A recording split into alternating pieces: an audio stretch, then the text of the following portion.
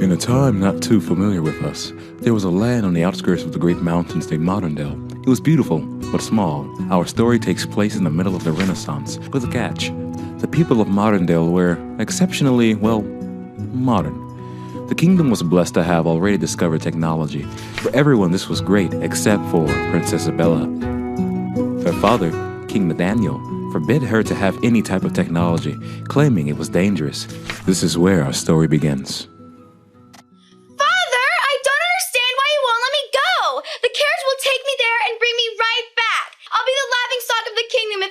In the ball. Well then, let them laugh, daughter. You are not going. King Nathaniel cannot risk something happening to you if you're not under his careful watch. Well, maybe if I had a cell phone, I could keep you updated. Don't start with that phone nonsense again. You know good and well. King Nathaniel would have his daughter using those dangerous pieces of plastic. This is so unfair. Not another word. To your room, now.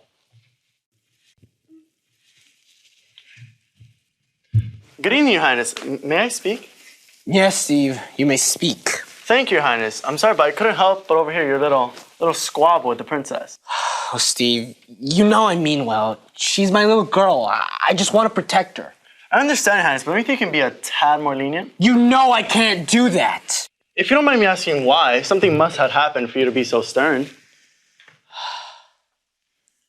Ever wondered what happened to Abella's mother? She's the reason I'm so strict with Abella. The Queen was one of the first people to ever use a computer. After that, she was hooked. She would spend day and night just shopping and messaging and God knows what else. Every day it got worse and worse until I told her to get rid of the computer or get out of the castle.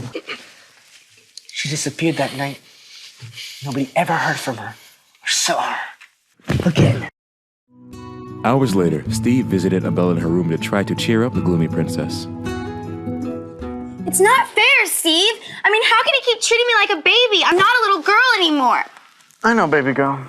I know. It must be so hard for you to understand your father. But how can I live like this? I mean, I'm just gonna keep getting older. I can't keep seeing you like this. Here. No way. Steve, are you serious? You have no idea how much this means to me. Thank you. You're welcome, honey. Just don't let your father find out. It'll be our little secret. Okay.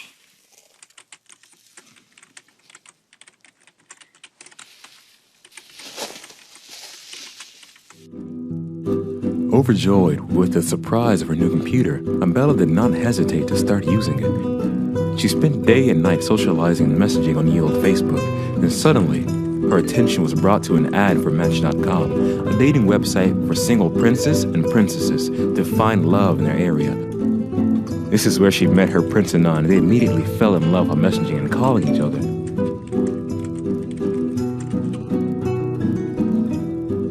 One day, the prince couldn't hold it anymore. He demanded to see his true love and make her his bride. Steve? What is it, dear? Oh, Steve, you know you're like an older brother to me. You've taken care of me and shown me more love than I can deserve. But I'm asking you this because I can trust you. Yes? Explain? You know that computer you got me? Well, I've kind of been using it to chat with this prince named Anon on a website.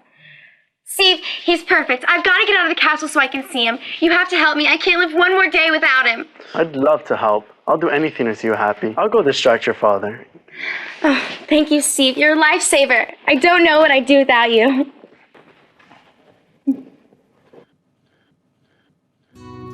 Later that same night. So, you think I wouldn't find out? About your little pen pal online? It's not what you think, Father. Oh, it's exactly what I think it is.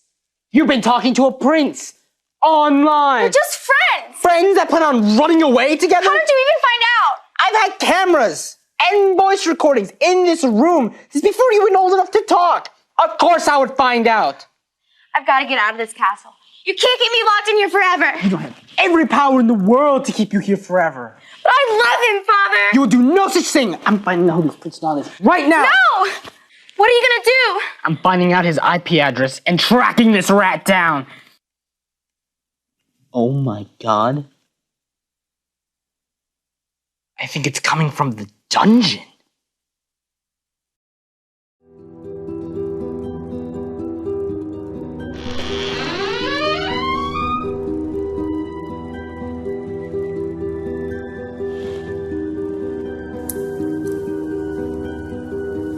What's that? Isabella. Your Prince Anon is your mother. Help. Help. Me.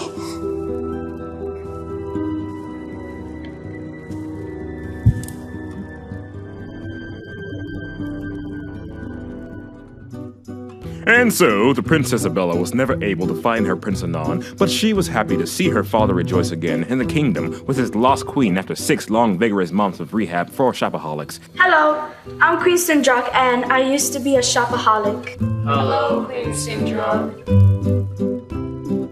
The end.